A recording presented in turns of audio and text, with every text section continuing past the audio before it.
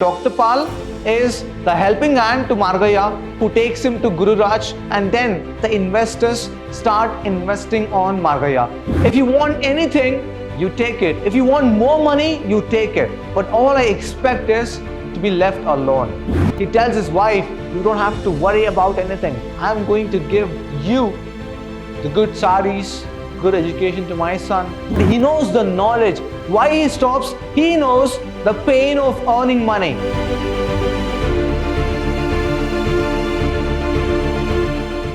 Hello, hi, namaste and welcome to Vidhyaashram First Grade College, Temple of Excellence. I am Nanda Kishore, Faculty of English in Vidhyaashram, MYSURU. In today's session, I am going to discuss the themes on the novel The Financial Expert, prescribed to third semester B.Com and B.B.A. MYSURU University students. So let us straight away talk about the themes which we can find in the novel Financial Expert. The very first theme, what we can see is money. The theme of money plays a pivotal role throughout the novel. The protagonist, Margaya, is so obsessed with this theme, money, throughout his novel, throughout the character. We can see that this character called Margaya is so obsessed, he wants to make money, and all his life is filled, all his head is filled with the only thought, money. The main theme of the novel is Margaya's involvement and passion for money and his ambition to become rich. He was never satisfied, as a matter of fact, when he had good money in his pocket. He wanted to double it, which ultimately led to drain all his wealth he had. The word Margaya means who shows the way, and Margaya shows the way to those who are in financial trouble. He helps the people to solve their financial problems. Now, how did Margaya make money? The very first question, did Margaya make money in a good way or in a bad way? It is left to the reader's perception, because Margaya is a businessman, is money-minded man. In today's generation, one can know that nobody can build the stone palaces in good means. Everybody has to cheat somebody. And here, Margaya, he sort of cheated those poor peasants who were in financial troubles. And he tried to give them loans. And how did he give them loans is a question. Did he give the loan out of his own pocket? No, he didn't. He somehow got his hands on the bonds and the applications from the Central Cooperative Bank. He got them to his own use. He gave the loans to people and he reaped the reward out of it. He had his cut, he had his share. And later, as the novel progresses, we get to see that Dr. Pal and Margaya gets acquainted, and Dr. Pal, who sells his most important sociology book, Bed Life, to Margaya, and Margaya takes it to Madan Lal, who is one of the main characters here, who helps him to print this book and get it published, where the income is shared between Madan Lal and Margaya, without having any much money left in his pocket, starts minting the money. But is he satisfied there?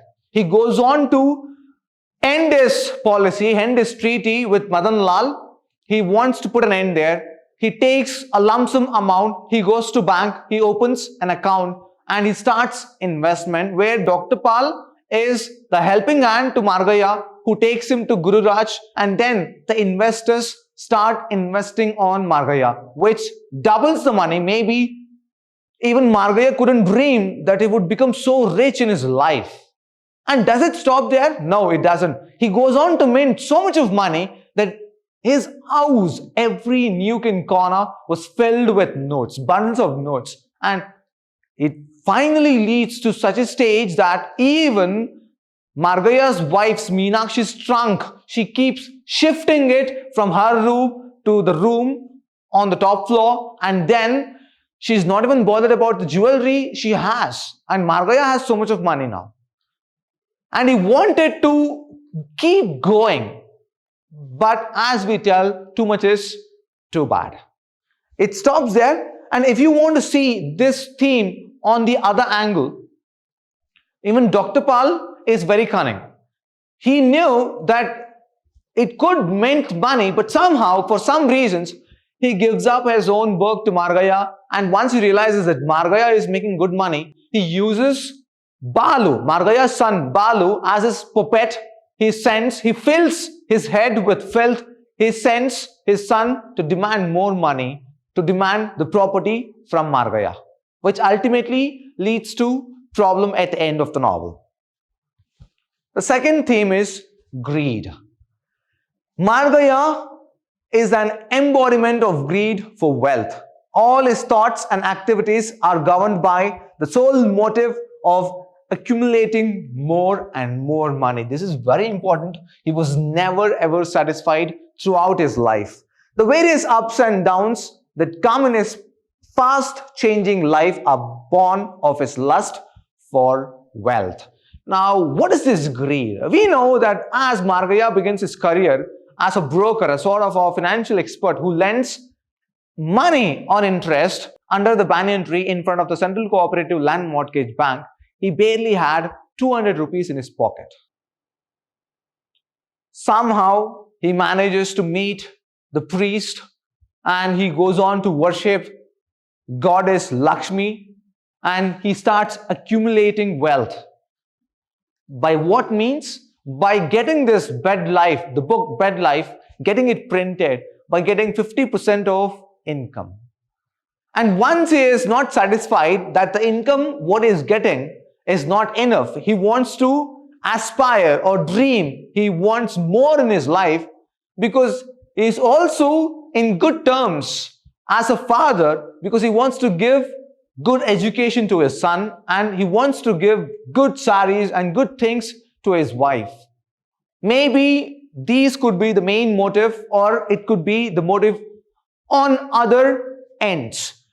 He starts accumulating more and more money. He goes on to open his own bank and the people who come for funding, who ask for funds, Flood Relief Fund, Gandhi Fund, Independence Fund, the bar, everywhere, they keep coming, they keep swarming Margaya's house. And even then, Margaya, though he had so much of money, he becomes so greedy, he feels that should he be giving the money to those people?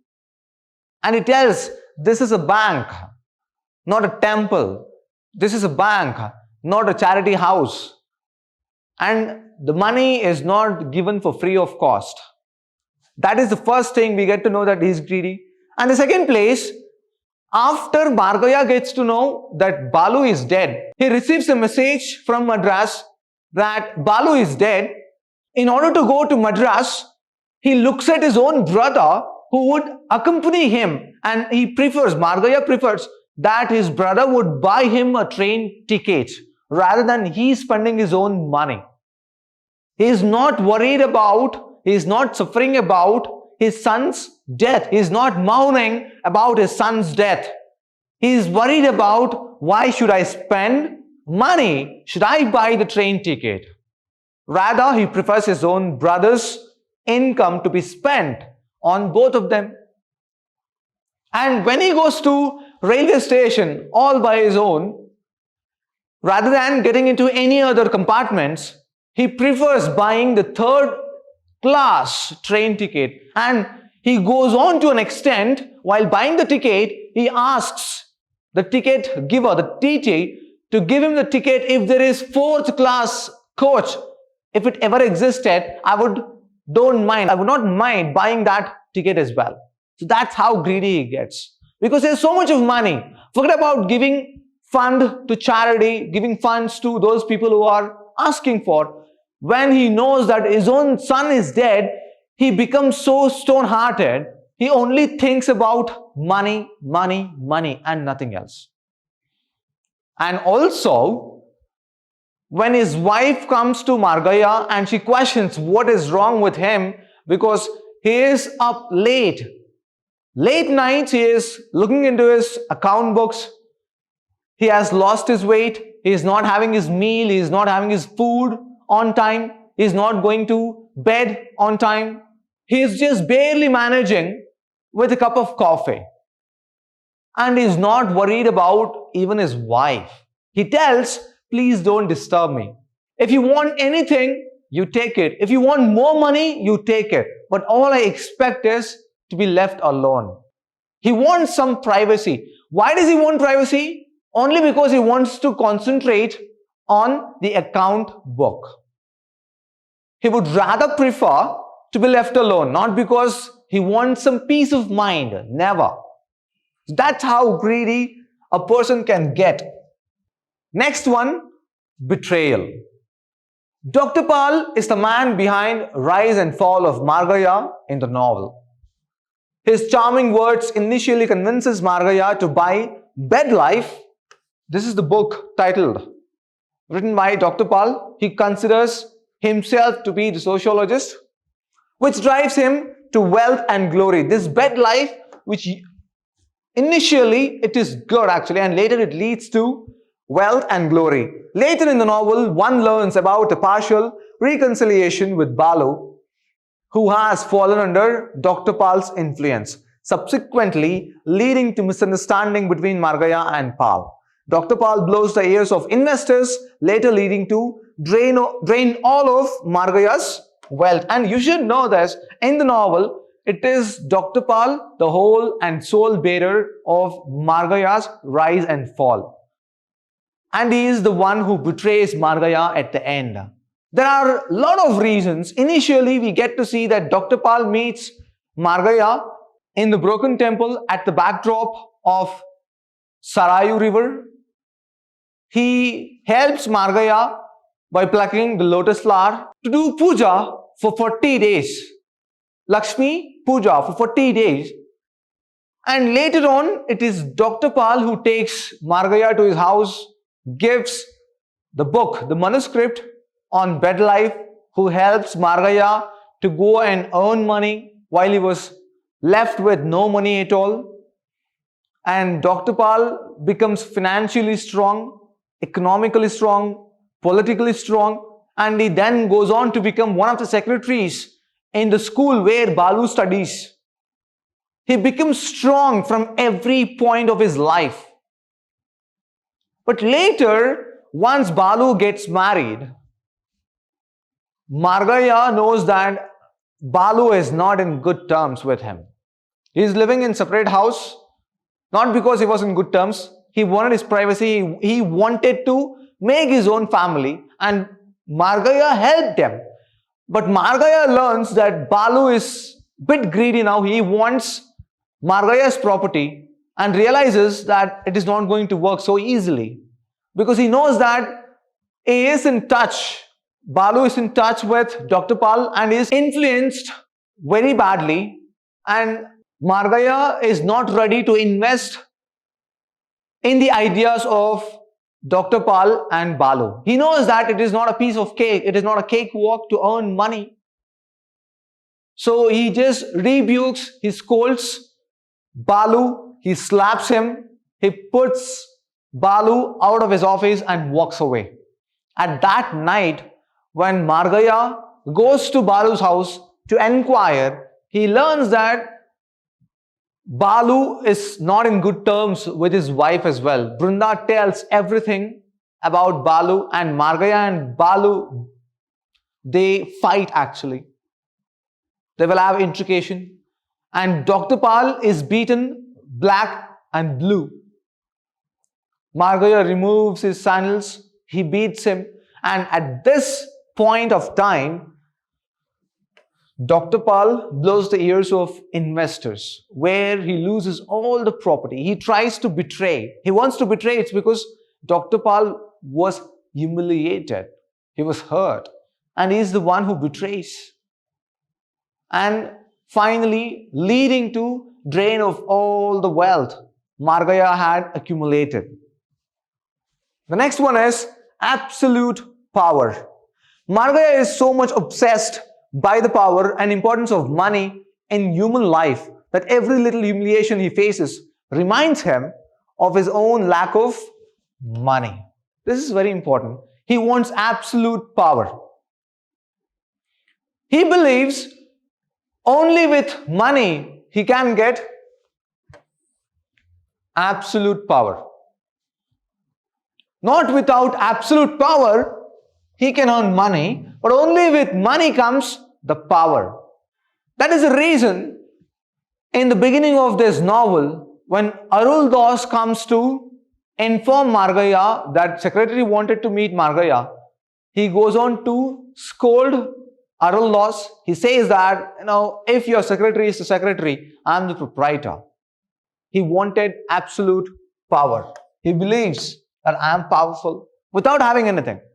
But after secretary comes and humiliates, he makes up his mind that he is going to repay the embarrassment what he has got from the secretary.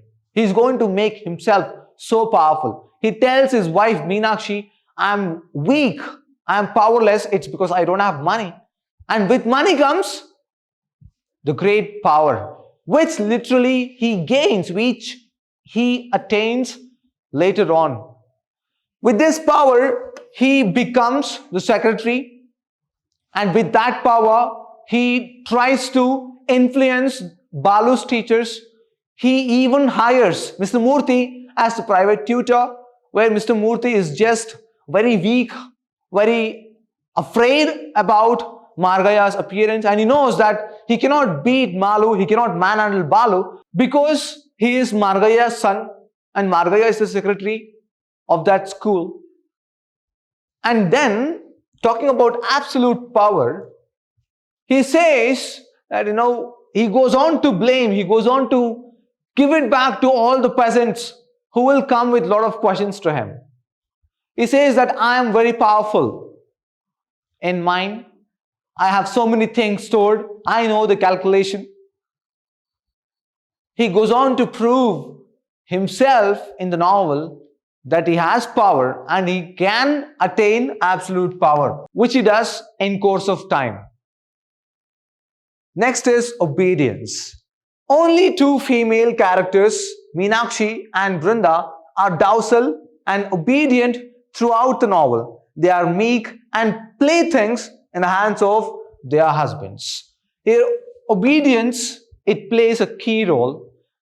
Had it been Meenakshi or Brinda who went against their husbands, then possibly either of these people wouldn't have done or had the freedom or had money or wealth which they attained, which they gained.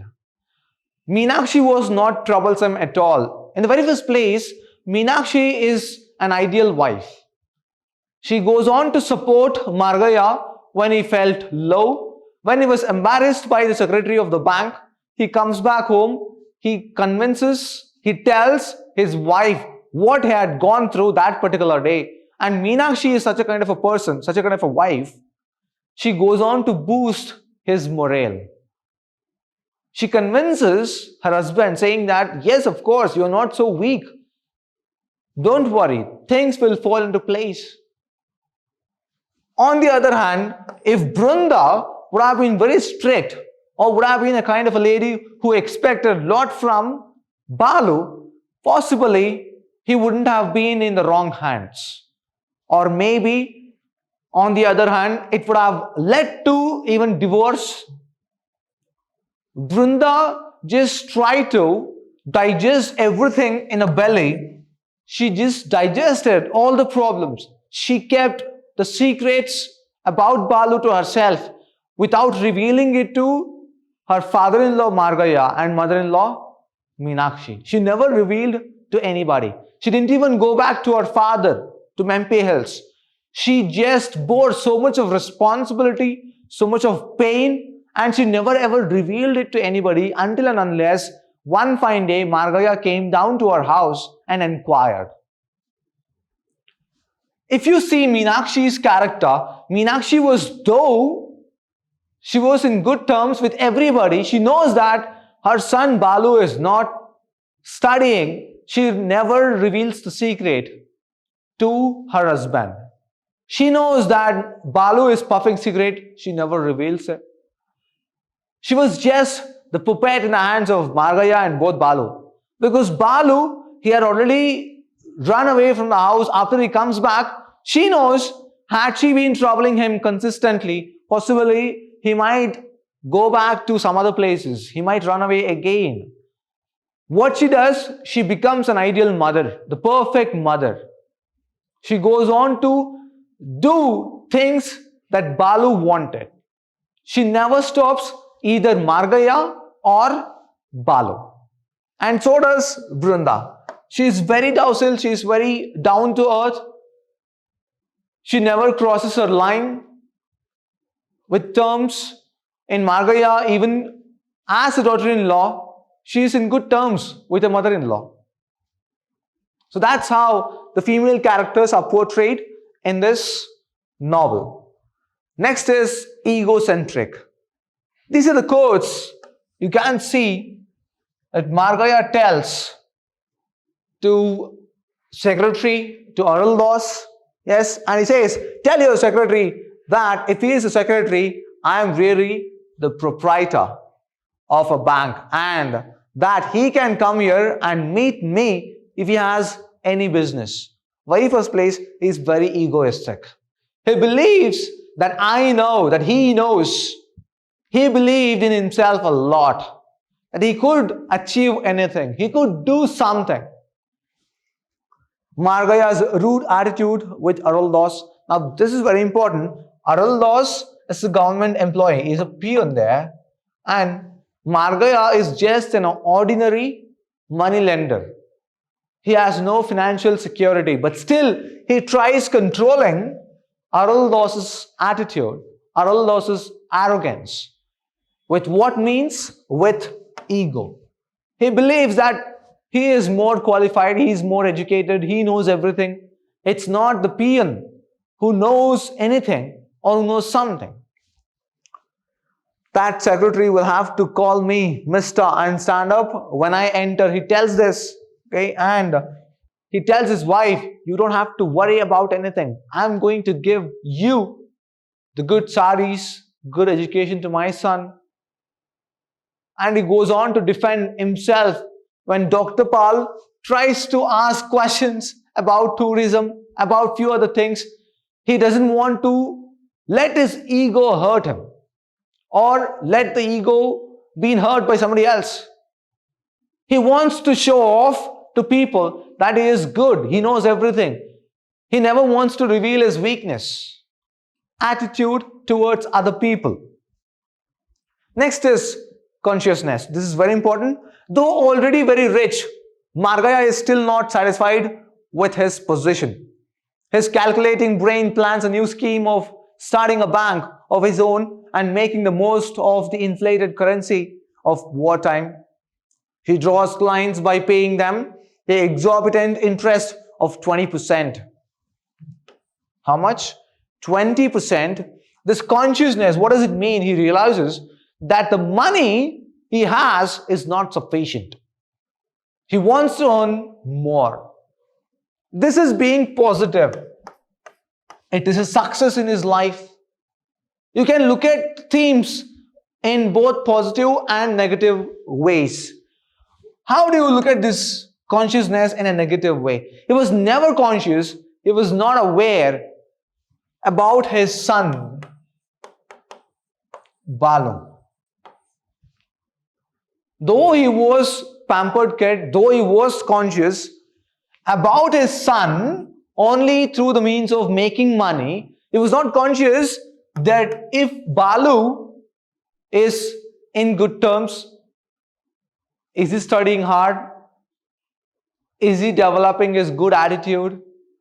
He never had this in his mind. Only thought he had in his mind is, with money comes good power, and with good power, he could get his son passed. But unfortunately, that never happens. With this consciousness, he goes on to double his money. He buys the bed life. He goes to Gordon Printery in Malgudi to Madan Lal.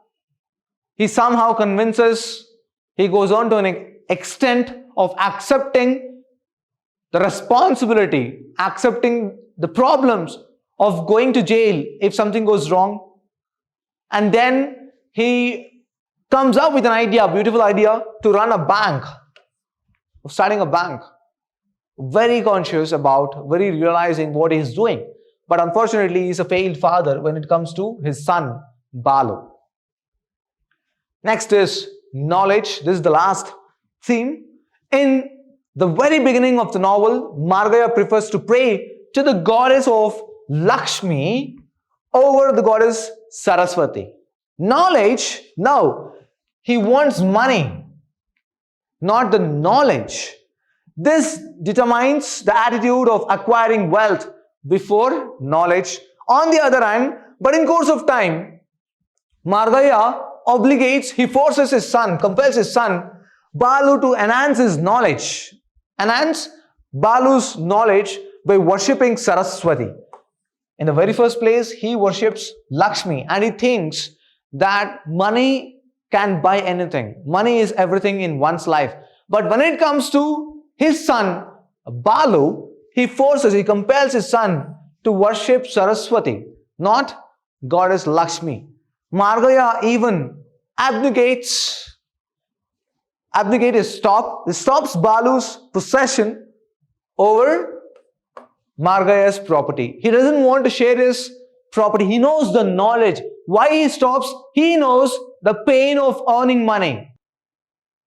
He has a lot of knowledge. He knows the mindset of the peasants. He knows, he can read the pulse of the people. He knows in and out of his business. But what about Balu, who is just 16 or 17 years old? He knows what his son is. He knew in and out about himself and his son, and even that is the knowledge. With the ample of knowledge what he had, he goes on to start a bank. He goes on to calculate things. He goes on to mint money. Had he not beaten Dr. Pal, possibly he would have become multimillionaire. But unfortunately, he gets into the fight with Dr. Pal, who hence the character of Dr. Margaya, as the novel comes to an end. So these are a few themes which are very important from the point of examination. So that is it for today's session. I'm going to meet you in my next session. Until then, have a good day. Take care.